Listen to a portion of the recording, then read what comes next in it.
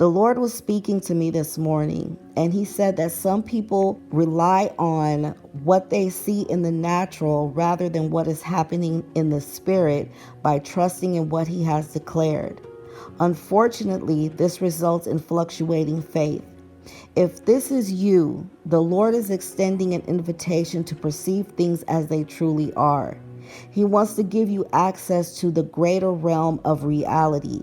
Once you decide in your heart that what He speaks is greater than what is seen with your natural eyes. Let me share a story with you. When my husband and I were going through testing, the Lord spoke to me and He said, everything has changed. But in the natural, everything looked exactly the same. But I made a choice to take the word that was spoken to me and walk in it as if it were so. I chose to see through the eyes of faith, trusting what God was revealing to me. I surrendered to the guidance of the Holy Spirit, allowing Him to lead me wherever He desired. I refused to give room to the enemy's voice in my life.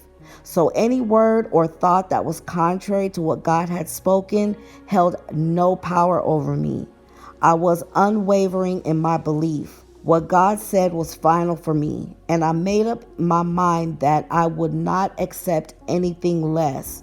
My commitment to His word shaped my thoughts, my actions, and even my responses to every situation. So even when people around us were coming against us, it had no effect on me. Faith requires vision beyond the natural. Hebrews 11:1 says, "Now faith is the substance of things hoped for, the evidence of things not seen." So we can look at this just like when you plant a seed in the soil. You water it because you believe something is happening beneath the surface. You may not see it yet, but you trust that the growth is underway. That's how I treated the promises of God.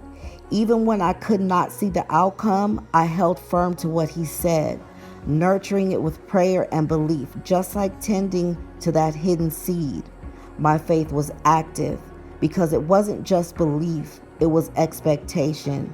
I walked daily with the confidence that what God spoke was already becoming a reality. Even before it was visible in the natural, I believed that God had already done it. The Lord wants you to stand in faith. He wants you to hold your ground, and He wants you to be able to see things as they really are. Allow Him to open up a greater realm of reality to you. Draw your line in the sand and say that I will not move from what God said, regardless of what it looks like. The Lord said, see things as they really are. Until next time.